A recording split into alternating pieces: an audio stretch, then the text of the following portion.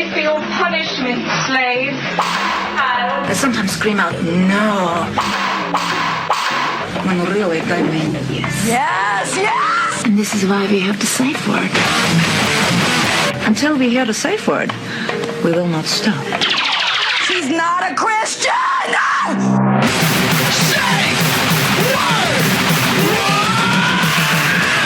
Safe Word with Jason Rouse. Of the city, introduce a decent way to purchase marijuana, and then people go, "Oh, there's money there," Yeah, right? and then everybody gets extradited out. Decoupage a dumpster and then rent it out for $400 a month or some shit like that. A decoupage? Yeah, it's like, I hate that I know what it is, but it's like you take like pieces of paper and then you glue them to the tops of things. No, I don't care what it means. I just can't believe you said it to me. I'm like, who do you think you're talking to? This is the Arts and Crafts podcast you're doing. No? I was educated in the city of Hamilton, okay? We got our first crayons in grade 10. Safety crowns. Safety crayons. They already had bites out of the end. Yeah. I was born in that shithole, you know? You were born in Hamilton? I was born in the Hammer, and then my I knew there was something I liked about you. Yeah, there was a smell there. Yeah, I fucking, my parents moved me out when I was 2, because they were like, he's either going to be a cop or a Hell's Angel, and either way, fuck that. Yeah. They fled, like, from a third world country during a war crisis. Oh, yeah. Yeah, it's not a, but it is changed. So you're born in Hamilton, what year? 83. 83. Yeah. So your parents, are they from Hamilton or? No, they're from here. They're from Toronto, but they were like just trying to get, nice family sort of scenery and all that kind of shit. But then they suburbanites. Yeah, and then they realized sort of what Hamilton is actually like. Because from the surface, it looks all right, you know. Probably that time it was probably because there was work there. A lot of people from out east and stuff in the 70s and 80s came to Hamilton for the industry. And they were disappointed. The industry was a hangover and a black eye. Yeah, man. Now it's all just like empty DeFasco plants and shit like that, and dudes doing crack and abandoned warehouses. And kind of mom and pop coffee shops and stuff. So yeah. But so you move from Hamilton you end up in Toronto. Yeah. Well, I grew up in Markham in the suburbs, like sort of McCowan and Steele. Just sort of like suburban area. And then I moved downtown when I was 17, started doing that Humber School of Comedy. I remember that. Is that around the time that we had met? Probably, yeah. I think you were like 2 years before me. You went in that class where they got all you like really good comics to go in the first year, right? Yeah. They just wanted to attach their name to a bunch of people that were already killing it. Well, they were like, trying to do something different, new. And did you get kicked out too? Yeah, I got kicked out twice. They kicked me out, and then they gave me a scholarship to come back, and then I got kicked out again. But it was like I just didn't do, because it's a proper college course. You have to do 2 courses that have nothing to do with comedy. I got to do 1 course because I'm barely literate. Yeah. But yeah, the program, the first year, the first program, they had a sister program in New York, which was kind of a bonus thing that I'm a little disappointed that they lost, because it was a nice kind of graduation, that's what part of the graduation was, is we, the classes, students in New York and Toronto would join forces and do a variety show, comedy and sketch and stuff. Be way better. But it didn't really, we went to Caroline's and I think there was like 30 people there, friends and family and stuff, so... it is what it is. It's evolved, that school, man. It's gotten good. You know, it's probably like 15 years now it's been open.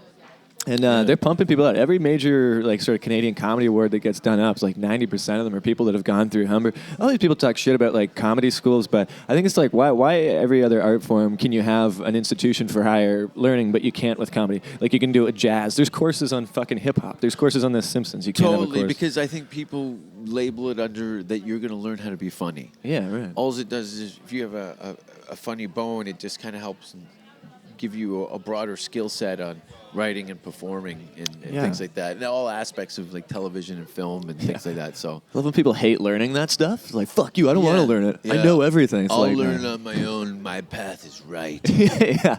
Unless you're Dave Chappelle saying that, you have no fucking no right. But he did his comedy in the School of Hard Knocks, which was Central Park. Oh, yeah. You know what I mean? So he went he saved his money. Probably didn't have the money or opportunities to go to a college or a workshop, so it was all learned by doing. You want to know something crazy? His mom is actually super educated. She's the first ever female in America to have a PhD in African American studies. Whoa. Yeah, he's actually from a relatively intellectual family. She started taking him to stuff at 14 years old. Yes. And then he met that Planting guy in the seeds. park. Who is the fucking guy?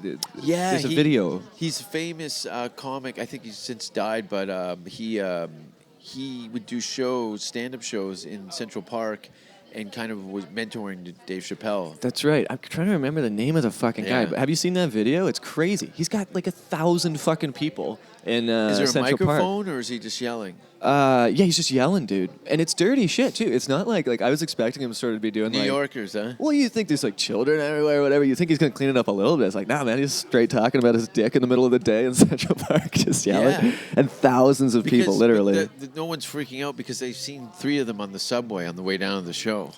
Yeah, exactly, man. I'm going to try to find this guy's fucking name because he was fucking just like Jimmy something or whatever. I don't Yeah, fucking know. I've heard his name come up in... Charlie Barnett. That's right, Charlie That's Barnett. it, man.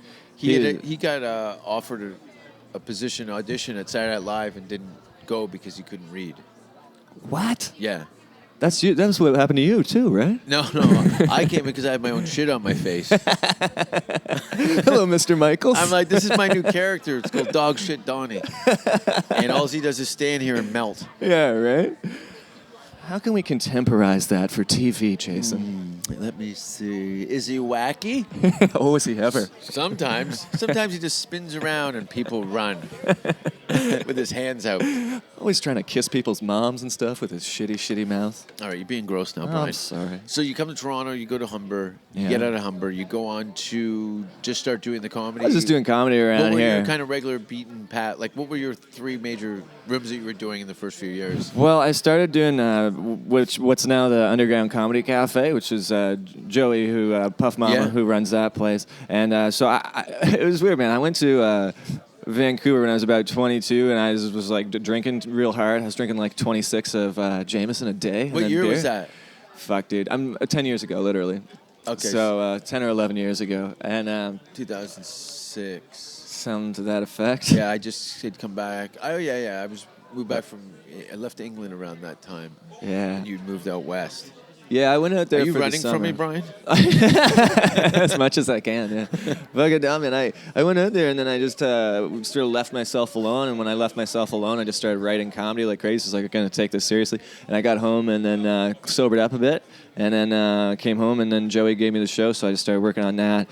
And then they opened Vapor Central, which is another lounge. Mm-hmm. And I started hosting that. I just quit that after 10 years the other week. Yeah. And I got out of that because there's some weird fuckery that happened with people that Sure. work there. So I just didn't want to be associated with the joint anymore. But yeah, that was kind of it. But after the initial one with Well, Joey. explain those rooms because you're kind of being dismissive of the whole thing. But it was, I always tell people, I go like, especially at Vapor, I would say it was like the number one. I don't know, maybe I'm labeling it wrong. Probably open mic in the world. For a while, I believe that to be very true. There'd You be know, I think for 100 about 5 years. 100 kids in there a night. It was 120 capacity, and that one show was sold out for 5-6 years straight. And then we started doing more shows, and then it got kind of diluted, and then I was traveling so much, so I was only there half the time. Now they still have shows. Hunter still does his show on Thursday and stuff. Uh-huh. But yeah, man, it also was like a thing after a while. Although it's cool, and what we're talking about is sort of like marijuana-friendly lounges, by the way. But like, it was really cool to sort of be involved in the coming up of that shit.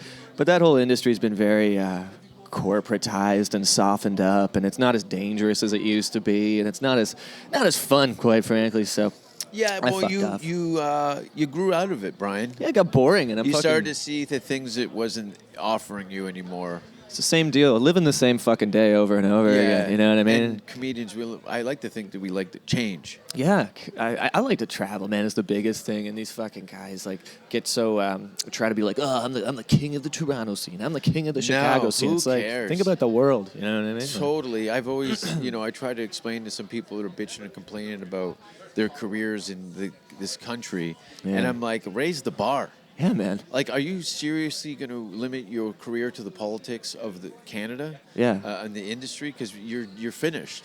And nobody in the rest of the world really gives a shit about this country. It's like when you ask them sort of like, what do you think of Canadian comics? Most of them say like, I don't think about that. I haven't thought about you guys. Like in their heads, we're all fucking beaver pelt wearing fucking polar bear riding motherfuckers. Until we make a hit movie like Ace Ventura. Or, And then people go, oh, he was Canadian? You know how many people I'd sell in Australia? I'm like, yeah, there's amazing Canadian comics. Mike Myers, Jim Carrey. They have no idea. They're like, no way. I think Mike Myers is the start. Yeah, when you name the list, and then you remember John Candy and Dan Aykroyd. For me, anyway. Yeah. There's so many great guys. Like, Candy was the fucking best Canadian actor I think ever. You know, he was the shit. Fucking Planes, Trains, and Automobile. Like it just goes on and on and on. Yeah. Those movies now are still just as funny as any Hangover or Dumb and Dumber or anything in the last 20 years. It just seemed that there was like better storylines in those fucking movies too, man. It seemed like there was a little more, I don't know, quality in the writing. Just look at John Candy and Steve Martin side by side. What kind of comedy legends? It's always I dig it. Steve Martin did some stand up a little while ago. He lost a bet to Jerry Seinfeld. When was the last time he did it? Oh, I don't know, maybe 40 years ago. Fuck me, really? I don't know, something like that. What? Yeah, that dude, like, he said he stopped doing comedy because, like... It's too big. Yeah, the stadiums and shit, right? Like, he was, like, beetling out, and he couldn't tell if he was doing good or not. Yeah. I see that with a lot of guys when they get famous, and then they have their own... trajectory. Yeah, but they play to their own audience. It's like you know, when you watch it at the end of Kinnison's career, where people are just applauding because he's who he is. Like, it's not quality, and he can't tell. It's a spectacle. Yeah, like I heard Louis will just go and do black rooms now because he can still tell whether shit's funny or not. Louis like, Anderson? No. How are you motherfuckers doing? Yeah. They think he's a big white girl. Yeah. Like, I'll take him. Yeah. What's the deal with the ghetto? Yeah.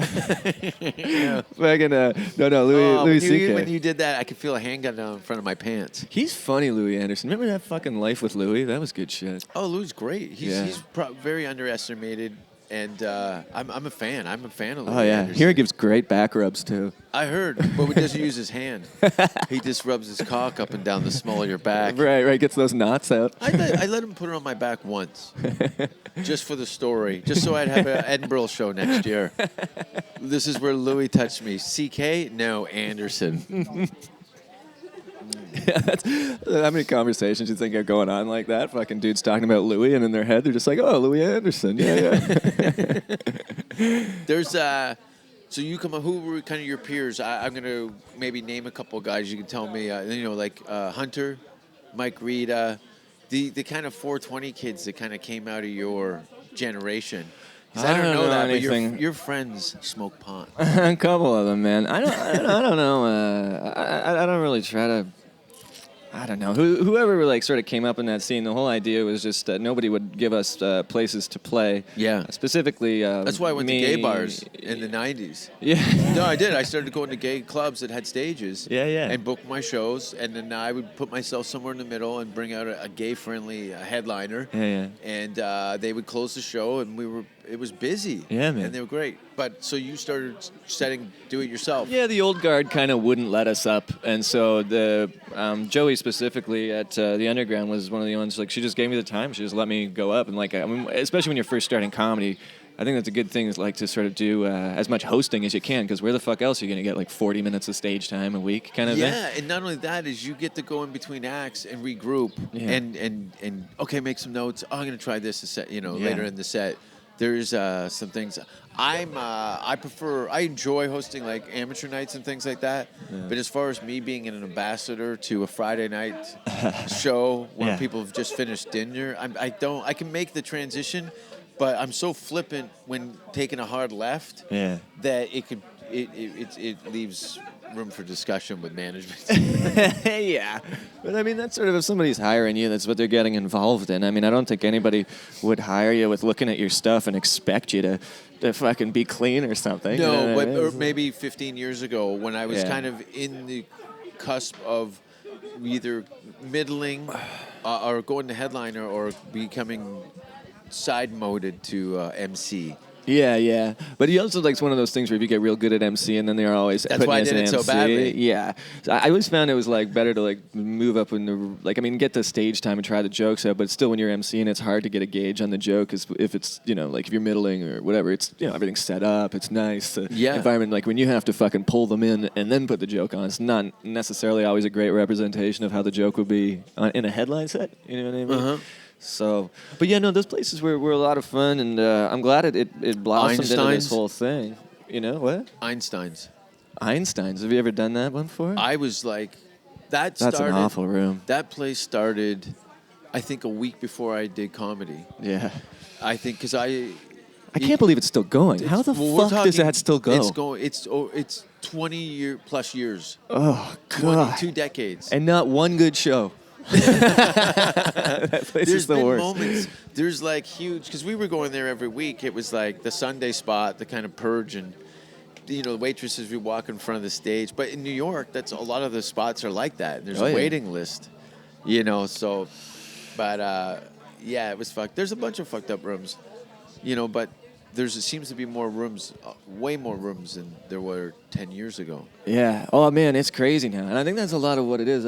Andrew Clark, the guy from Humber School of Comedy, he was saying that's the biggest thing he's noticing is that there's themed shows everywhere. So it's like, oh, it's a girl show. It's a, gay funny show. It's a weed show. Yeah, can we just get a fucking funny show? Yeah. But yeah, the nerd shows, all that shit. So it gets very specific. So instead of like having a full-on club. It's so clicky. It's clicky. It's fucking brutal, man. We do these kind of package shows, and it's like, fucking, where's all the funny? Yeah, it's a hard thing to sort of reconcile because like you just want to be able to have good comics hang out with each other, but it's not like that these days, man. It's weird. The scene's been divided heavily in the last 10 years or something. It used to be everybody was just like a clique of comics. Now it's like a clique of angry feminist comics, a clique of misogynistic jocks, a clique of fucking stoners, a clique. And I don't know, man. I just fucking with Toronto sometimes, like I've been here too long, and I can deal with it for a bit, but all that shit gets in my head, and I feel better and more complete as a comic when I'm just on the road, fucking doing new places. Yeah, when you start people. using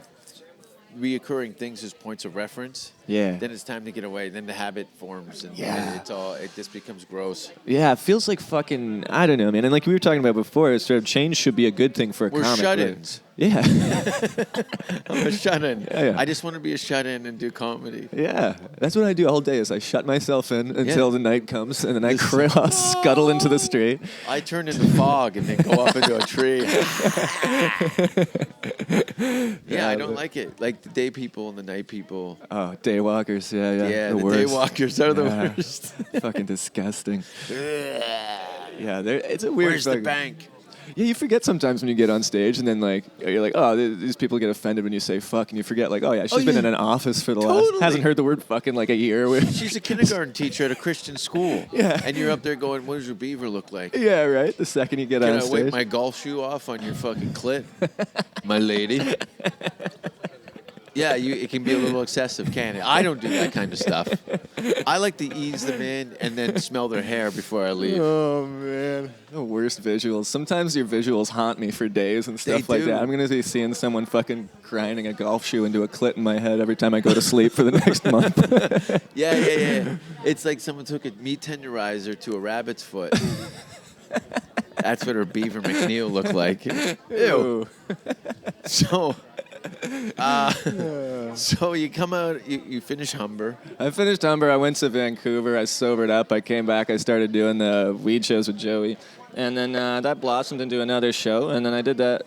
And then within that, I got signed to Yuck Yucks. And then Breslin was really cool to me. The guy who owns Yuck Yucks is, like you, he's got a similar sense of humor. He just gets it. You can kind of be... Mark's in the know. Yeah, man, so many people talk shit about that guy, and none of those people would even have fucking jobs or careers if he hadn't done what he's done. Like, I mean, nobody, completely gets along with everybody, but you gotta respect what he's done. Totally. And if you don't, you're an like, idiot. And Like, he has a punk element to him, punk as fuck, man.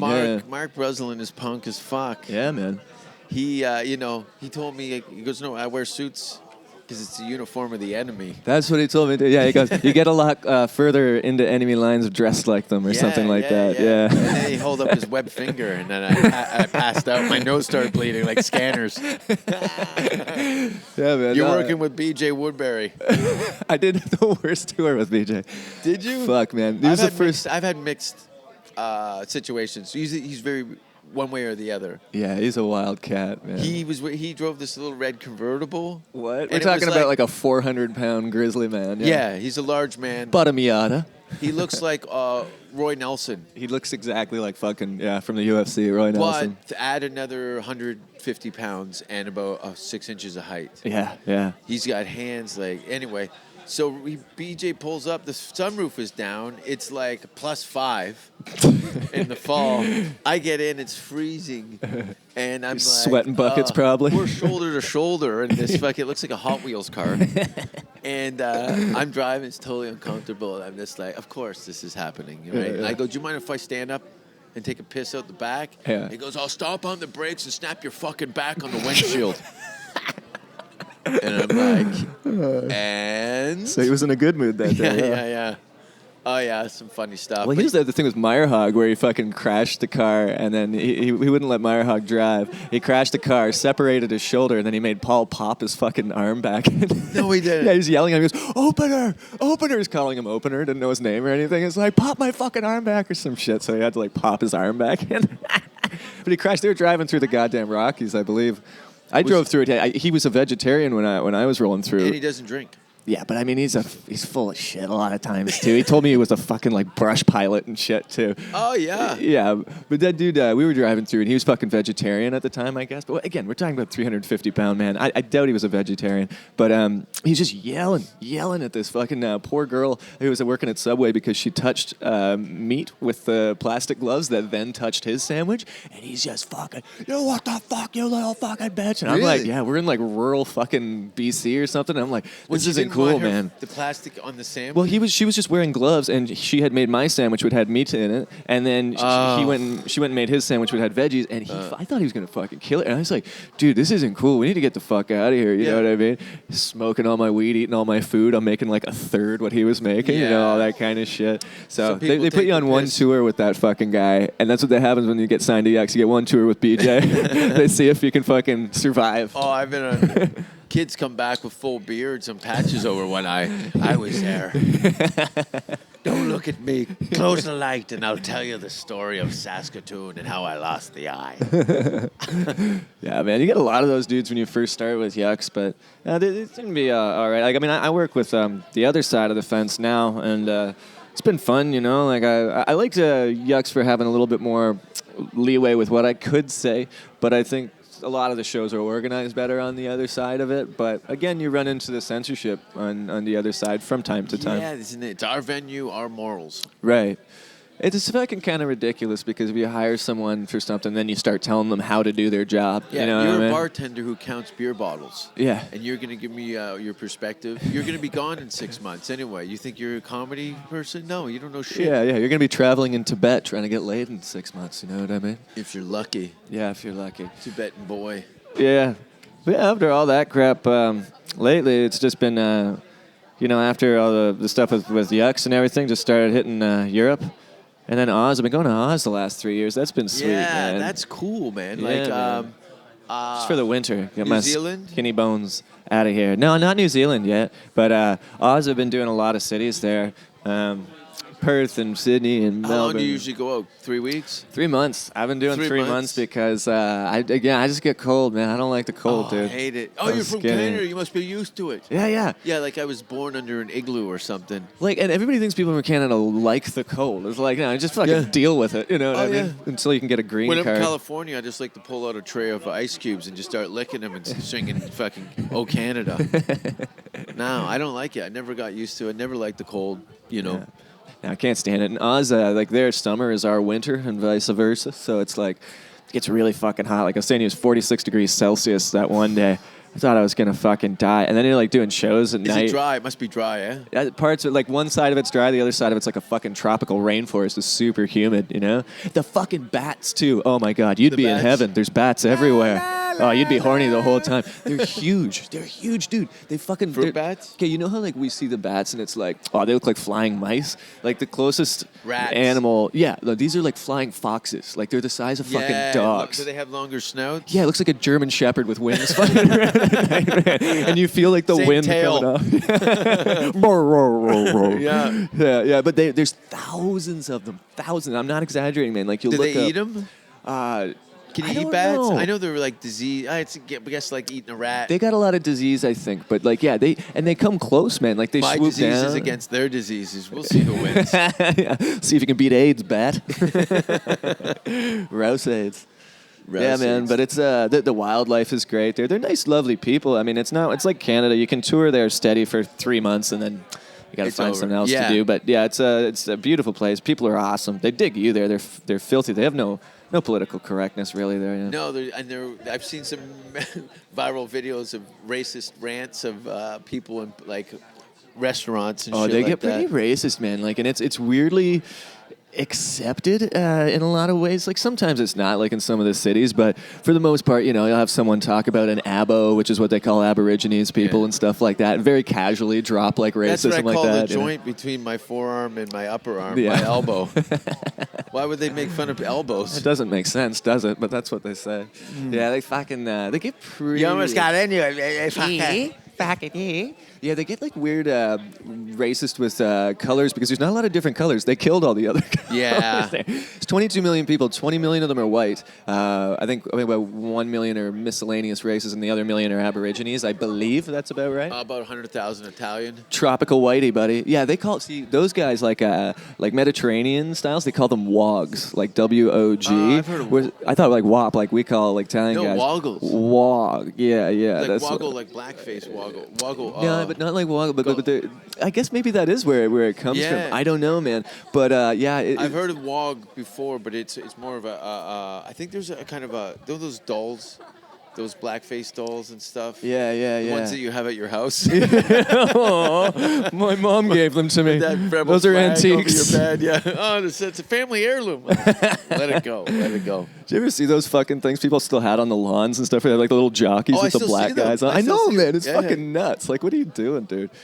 But, maybe be worth something on the Antiques Roadshow. Get George Zimmerman to sell it for you, the guy who sold that gun that killed Trayvon. I like to He'll- go up to those Piece of shit. black statues. What are they called? The water boys? With the Oh. lantern boys? Yeah, like, and they look like jockeys, I kind take the lantern out and glue a handgun into his hand so it looks like he's just standing in the front lawn with a gun. You got a guard. With an NWA shirt on. And put them in the rich neighborhoods and stuff like that. The front Straight gate. out of Compton hat.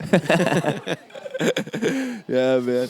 But it's a weird thing. It's a weird thing I think over there just because they're not exposed to it. It's like anywhere you go in the world, like You're a product of your environment. yeah, man. And It's up people to are you to ignorant. rise above and The further you get outside of a city where there's just nobody just different, then the more you get people that are shitty like that.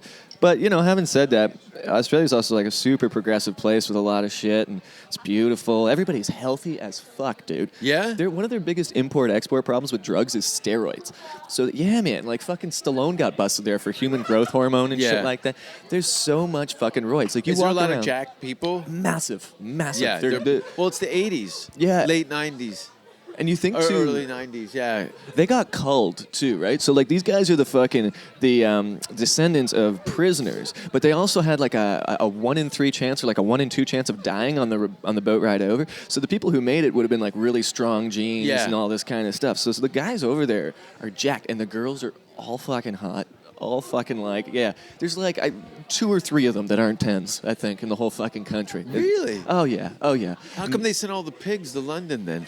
Oh man, the ones who travel got money. I guess are fucking a little bit oinky. I don't know. They got extradited through. You're too ugly to live in Australia. Yeah. Go to London. They'll know what to do with it. Yes. And they see a lot. She's the most beautiful woman I've ever seen. She doesn't even have horns. There you go, love. There's a sugar cube. Get down. Oh, they're rough in England, aren't they, man? That Yeah. shit. But you know what? The My skin foreskin grew stays back. nice. Did it? Because I didn't get laid in London. It just came back like an old toenail. Guy, I was there for almost a year, and I think I had sex once in England, and it wasn't for lack of like it being available. It was How like long were you there? About a year. Yeah. But then I'd go into like Croatia or Romania, and it was just beautiful women. But my God, they look like garbage bags filled with mayonnaise in England for the most part. You know what? There's a family beside us eating right now, and that kid is retired, but he's listening. He looks happy. Yeah, well, pass the potatoes, Lloyd. Yeah, man. Are you going back to England? No. No. No, Nah, I would. No, I'd love to. You know, my visa expired. Yeah. And when it did, my green card was coming into effect anyway, so I had to pick one or the other. Which the end game was a green card. Yeah. I wanted to try and get the hardest thing and shoot as high as I could on that. And after realistically the 5 years that I was in London, I covered everything that I could have. It was starting to get a repeat. Right. You know, there were some nice little things like playing the glee clubs and in the nicer clubs that I was on a regular basis with. Yeah. Were always a treat. But there was no really. I wasn't growing anymore as a performer, and when my visa expired, my green card came in. So I had a plan. Yeah. Well, I found too, like I went there for a big reason was to learn from them, learn comedy from them, right? And because I was a huge fan of like Blackadder and all those Britcoms and shit and Faulty Towers. And what I realized really quick when I got there was like they're really good at acting and sketch, but the stand-up is behind where we're at. You know what I mean? Like it's sort of like they speak a monologue to the audience. It's still really edgy to have like a white guy rapping there on stage and shit like that. You know, like there are guys who are good here and there, but even their high-end guys, it seems like Stuart Lee and stuff would be like sort of more one-man show than actual club stand-up, the way that we do it. Phil K? I don't know if I know Phil K. Yeah, we were talking about him. Were we? Was it you? No. Oh, that kid that when we were standing outside the Corner Comedy Club, he lived in England for a year. Oh. I think, was he hosting? No. Yeah, and he said, what was I talking about? England and Phil K. Oh. Yeah, there's some wild, like Simon Munnery. Do you know Simon Munnery? Oh, yeah, I've seen him before. See, there are some dudes, where they're very conceptual and, like, out there and, like, really weird, unique guys. But as far as, like, the club level of stand-up, I felt similar. I don't know if that's why you felt that way, but that's how I felt, too. I wasn't learning. Do you know why? It was like, I've learned from better guys in Canada with stand-up, you know? There's corporate work is very big there. So a lot of the comics, for financial reasons, because they have got bills and families, they kind of gravitate towards that kind of mechanics as a corporate comedian. They're looking to do cruise ships. Right. You know, that's their kind of retirement plan is to go on to do Christmas parties over the holidays and then eventually fade into mediocrity and obscurity. Yeah. But it's so fucking weird, man. Like, why would you be in this line of work if you want money? Like, if everybody's your got motive. goal, Everyone has their own but motive. if your goal is money, like, go in the Hollywood. oil industry or fucking something like that. Like, comedy is not But a some place to make people money. are high stakes gamblers. You know what I mean? But it's so hard. I just don't understand, like, why you would try it if that was your motivation. Like, They want a reality show. They want that they've looked at the. Well, I'm not as good looking as Kim Kardashian, but I'm more interesting. Right. So I have this sense of entitlement to chase this kind of Kanye Westy, Justin Bieber, all the whipped cream on the dog shit. You know what I mean? It's not a whipped cream on dog shit. But everyone has their other, motive. Some people work because they have to. Some people don't want to dig dishes and they got a half a sense of humor and they know how to formulate material and go on to just do it. Well, those cats in England too, like a lot of it I think is like the motivation for money is driven by the fact that the cost of living is so fucking high there. Like, I mean, if you're living in fucking England, I mean, I think I was paying like 300 quid a week or something like that. It was like $600 a week. I live in a shit neighborhood, and like everybody that's there is, I mean, it rains 300 days a year. You got millionaires all over the place. Everything. You live in a shoebox, it'll cost you $1 million a year. Well, New York. Yeah, New York's similar. Any major city. I'm ever since feeling that Berlin's probably a lot like that too. I think it's just density and population. You don't get that in Los Angeles because it's built like Mississauga. Yeah, everything's all spread out. Yeah. The rent's relatively cheap and there's space. Yeah. And everyone's in cars anyway, so distance is not so much of a factor as if you're doing public transit. Yeah. But what are some of your favorite cities to do your shit? In the world, like the last little while has been Well, I love Toronto. I love Sydney's been one of my faves. I've been doing the Sydney Comedy Store the last couple of years. That's become one of my faves. Perth, Australia. You ran into my buddy Al Del Benny. Al Del Bene, yeah, he's awesome. He's got really nice teeth. Yeah. Doesn't he? He's got those big American, like, newscaster teeth. He's a Hollywood guy, you know. Yeah. Those pearly whites. Yeah, but he's a nice fella, too. Like, he's got that, like, hey, like, he can wink and gun you, you know what I mean? But still, it's funny. like, he's genuine, dude. We were at the Laugh Factory, and it just turned out it was like 6, like Harlan Williams, Jeremy Hotz, Russell Peters. Wow. Myself and a couple other Canadians. We're all kind of Andrew Zarikas. We're all kind of standing at the back of the club, and Al walks by and he goes, "Fucking Canadians, taking our jobs." Fucking immigrants, yeah. Yeah, he's cool. I missed Al, but yeah, he lives out in Sydney, a place called Manly, which is really beautiful, with his wife, who I think used to be a manager at the comedy club. At the Laugh Factory, yeah. Yeah, he does well out there. I did some shows with him in Perth too, and all this kind of stuff, you know. But yeah, there's been a sweet one. But I'm just starting to go into the States this year, so Europe. So I'm looking forward to. New Orleans is a place I've always wanted to perform in. And I'm going to be performing there this summer, so Great. pumped for that. And Cali. But yeah, my favorite ones the last little while have been like Sydney, Perth, Toronto. I always love Vancouver. You know. What's a city that's just like dog shit?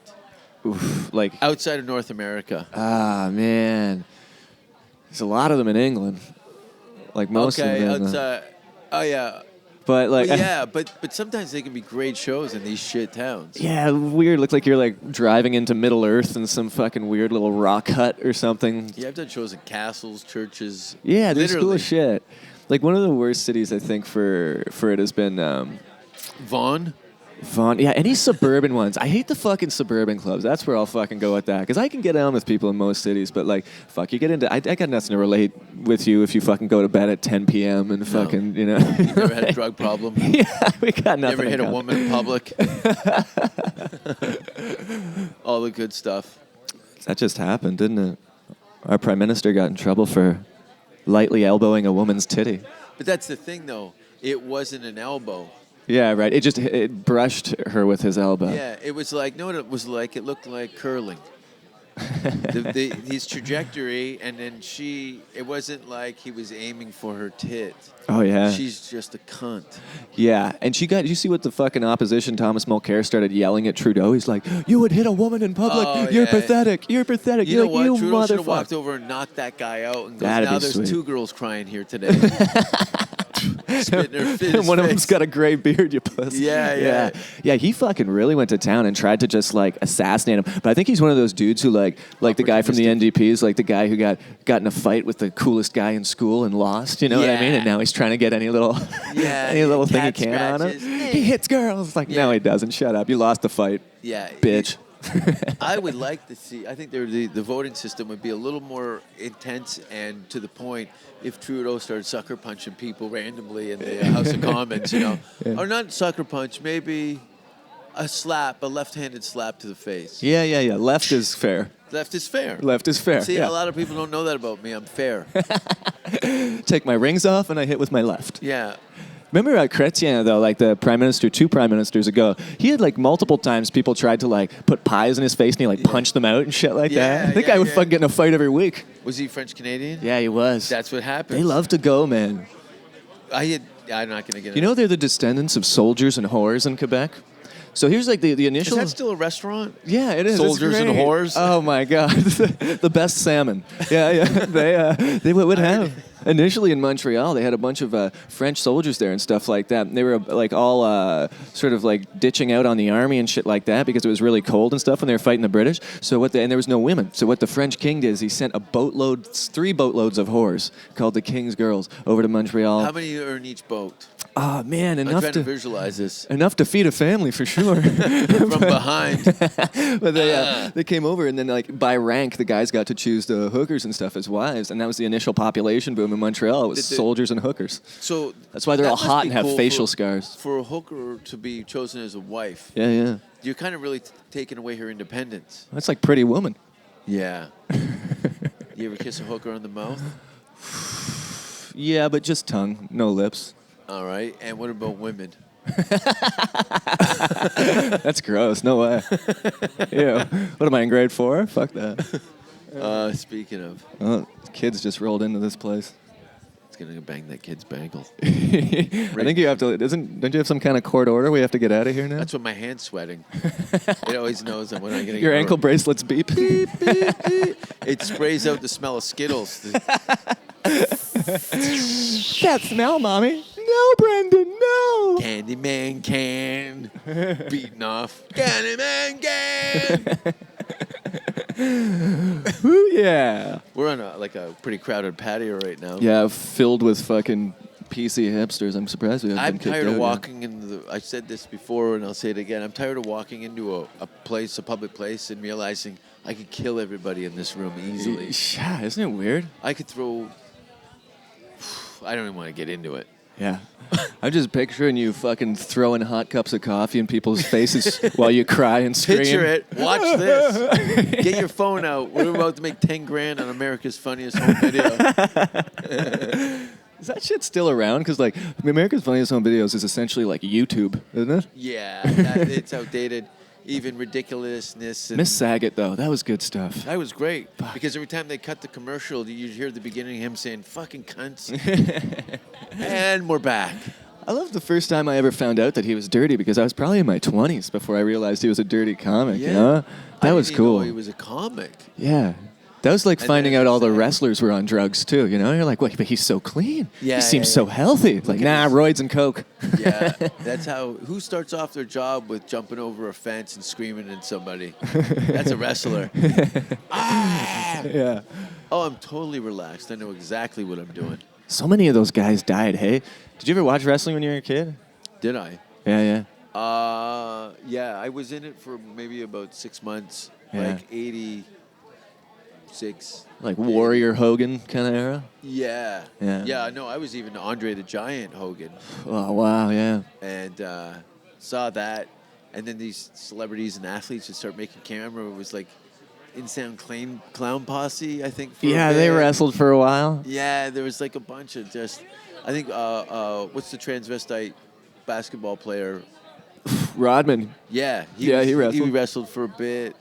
Yeah, It's man. so weird. It's so strange, man. Like But this, I love the fact that it's not like it's because the mixed martial arts scene is totally debunked. Yeah. Wrestling, because you'll Oh. see what a real fight looks like. Yeah. And then you look at it, and go, oh, it's Cirque du Soleil. Yeah, right. And like those moves would never work. Like No. I did a bit of kung fu in the past, and it's so interesting. Like a lot of the stuff that they teach you in that, you realize that it's obsolete when you watch MMA because if things like a crane fist actually worked in a fight, you know, like you'd see it. Oh, you know yeah. what I mean? But you don't see it in those things. It's the mixed martial arts is debunked all the holes. Yeah. Because these world class athletes are bringing the best of the best, tried and true skill set to submit or knock out their opponent. But that's probably like, I mean, I like it for that, Tai but I Chi also. is not going to fly in a fist fight. No. Fucking like, but that's a part of it. What I do like about it is that, yeah, it's sort of like debunked all those fucking like myths, like, oh, careful, man, he's gonna dragon tail you. It's like, Yeah. no, that doesn't work. But at the same time, what I don't like is like MMA, or sorry, like martial arts. When I was starting them was like when I was little was it wasn't like a jockey thing. You know what I mean? Like it wasn't like a fucking sports guy thing. It was a weird kind of underground kind of like. Yeah, it was like admitting that you played Dungeons and Dragons. That's to right, somebody. that's right. It was almost You might as nerdy. well show them an 8-sided dice. Yeah, and now it's like it's all these fucking bros and affliction shit and everything. But I mean, I like that there's that kind of stuff. But still, I don't like watch a guy like John Jones. John Jones, 30 years ago, probably wouldn't have even been training in those kinds of things and stuff like that. But you put a super athlete like that in a couple years of training, he's fucking breaking faces all over the place, right? Yeah, it's wild. He's like having fucking like LeBron James trained as a fighter. You know what I mean? But that's what I'd like to see. Is like I'd like to see like Super LeBron. genetic freaks. Yeah. Like, well, remember Bo Jackson? I don't know why I'm even bringing this up. Yeah. But he played baseball in this. Yeah, baseball and football. There was a snowboarder in, I think, Sean Palmer, I think his name was, Yeah, Palmer's sick. in the 80s, and he competed in, like, downhill mountain bike, a downhill snowboard, and then half pipe, and all in one day. Yeah. These guys that just cover all the bases. Yeah, I mean, it's just like a good extreme athlete, if you want to call it that. Shaun White's good like that. Danny Cass is good like that. Guys can like skate and snowboard too. There's a lot of them that do that crossover stuff. It's not as different. Like I just started surfing 2 years ago in Australia, and I've been skating my whole life and snowboarding my whole life, and it didn't take as long as I thought it would to get it, because it is similar. You're still kind of like going that direction, but yeah, it's like but with no edge. Yeah, well, that's the big thing is when you carve like snowboard or skateboards, like you feel it is like vibrating through your whole body. Water's so soft and malleable, like the second you just dip your toes forward, the whole fucking board swings around. You know? Yeah, it's fun, yeah. man. It is. It's a difficult thing. I remember I get up on the front of a wave where it would just be moving me through there, but I just try and get it towards the beach, and then you get pitched, but you don't understand. You fall how many feet?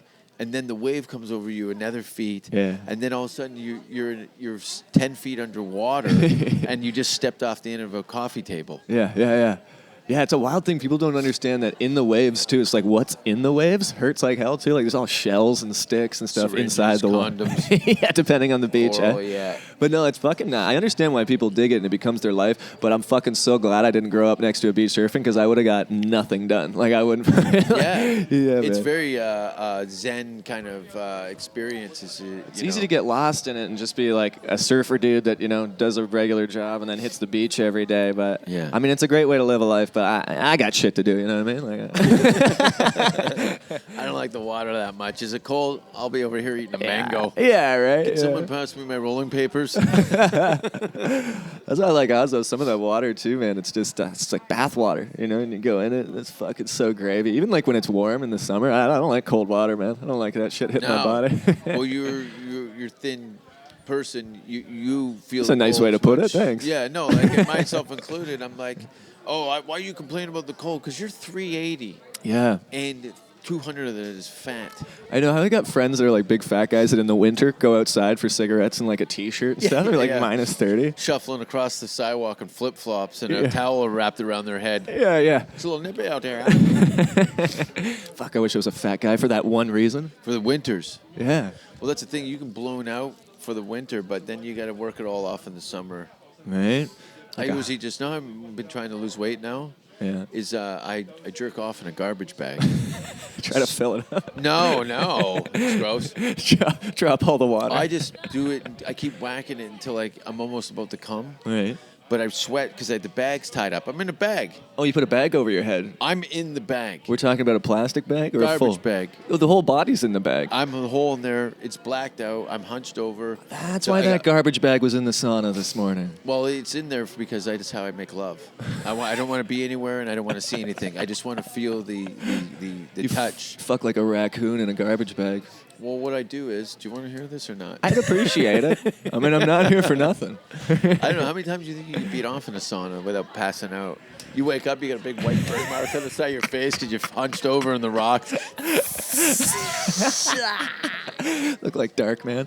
I fucking remember getting fucking some one of my exes in a sauna, and I thought, but I found out after that it was really bad for you. You know what I mean? Because we get like super hot. You can apparently have heart attacks. Her? Oh yeah. Yes, but I was like halfway through it, I was like, God, why am I so tired? I can't do fucking heart palpitations and shit. Your lips look like an old truck driver's asshole because you're so dry. Yeah, so still not a bad way to go, but not the time I want it to happen at. Where's the worst place you banged? The worst. Church part, a bunch of church stuff from when I was younger in the Catholic world. I went to Catholic school for 16 years. A lot of church stuff. Ugh. And that's just the priests. Yeah. There was but it was like we had no other place you could do it, and that like certain areas wouldn't have cameras, like the confessionals and like the fucking. Where the priests were having sex. That's right. They just put a fucking sock over the end of the lens, and then it's hammer time. That's right. It looks like someone's chasing a chicken around in a barn. And then the kid gets it. Yeah, right? Yeah, no, they were around there, man. I think one of my buddies fucked, like, in the church, like, on the main pulpit one time. Like, the fucking, like on the stage kind of thing, I guess, I love to see, I always thought about this. Say there's a church been around for 100 years.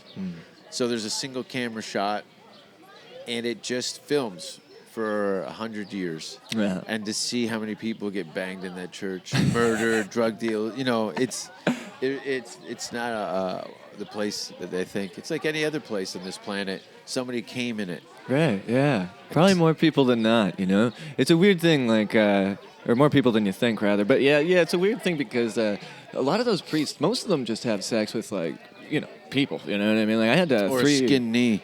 Right. I had a couple priests in my family, you know, and a bunch of those dudes, like, I remember one of my uncles, he went up, because they have, like, rehab for priests and stuff, so if they get, like, drunk or and my uncle, he got a bit into the booze, and so they'd send him up there to dry out every now and again, and there was, like, fucking pedophiles up there and shit. So it would be, like, or guys that just had been having sex with other people, but also mixed in with, like, all these different people. So, Deviants. Yeah, so, like, but, you know, one guy's on booze, it's a hell of a different addiction than fucking children, you know? Yeah. So, like... Is it really? It's, you know... I heard the it's- withdrawal's different. Yeah, tell me about it. They would scream. Yeah, but they would send them up there to get these guys all fucking dried out or stop them from doing whatever, you know what I mean? And a lot of them were just there because they were having regular sex, but they were trying to, like, stop, you know, like, you have to go through some course, you know, it's wrong and it's evil, but it's just a human, man. Just because you got a fucking degree and a man dress on doesn't mean you're fucking... You know, not going to get boners. Yeah, I know. Well, they should put saltpeter in the water. Right? Do you know what that does? Does it make it shrivel? No, it just makes you unable to get an erection. I think they use it in the military a lot. They put it in the food. What is it? Saltpeter. Oh, I got to get me some of that. Do you? Yeah. Just so you can rub the jellyfish up against some girl's leg? I didn't know he was going to sleep in like this. Right? Go to a Justin Bieber concert and then feed all that to the guys, and then they'll all be horny. And you're the only one with a boner. Boom. All right, that's the show, folks. And It's been a good one. speaking of shows, Yeah. I have a show this Friday in Hamilton. In In the Hammer, too. in Hamilton. What day? Seeing Jason in his natural environment would be Yeah. pretty special. It's called 10 Decades, and it's 32 West Street, Hamilton. 32 Hess Street, Hamilton. It's a cocktail lounge. My friend running here, and we're gonna do a show. It's $10 at the door. Yeah, but not cocktails like 27. drinks, like cocktails like people who are wearing cocks as tails. They actually, there's a recycling bin at the door with these kind of. My grandmother knit all these cocks. Oh, that's nice You of know, her. ever pin the tail on the donkey? Yes. Well, it's just dick. He's Just dicks. finding I don't somebody's think she ass. really even made them. I think she got them from Value Village or something. Put the dick in the Your birthdays are the worst, Grandma. This Friday in Hamilton will be my last show here for quite some time in Canada. Yeah. And you're going to be where? Well, June and July, I'm starting a tour with Absolute Comedy, so I'll be in Toronto, Absolute, doing a headline, and I'll be in Toronto doing a headline in Ottawa, Kingston in the summer, and so that'll be June and July. I'm doing those three cities twice each. And Instagram, Twitter, website. Yeah, Instagram's BOG, Twitter's at BOG_416, and other than that, I'll be in your town. I'm also starting a podcast soon too. It's called The Sunday Purge, and it'll just be like a bunch of comedians yelling about all the stuff they're angry at that week and talking about current events, politics, and dicks. Fantastic. Yeah. And always check out jasonrouse.com. Thanks again for listening to Safe Word. Sorry about we had some problems. I had the recording levels down on a couple of episodes, so hopefully that's fixed. And look for upcoming dates in Poland, Germany, Sweden, and I think maybe some other Eastern European countries, maybe in the fall. And bye.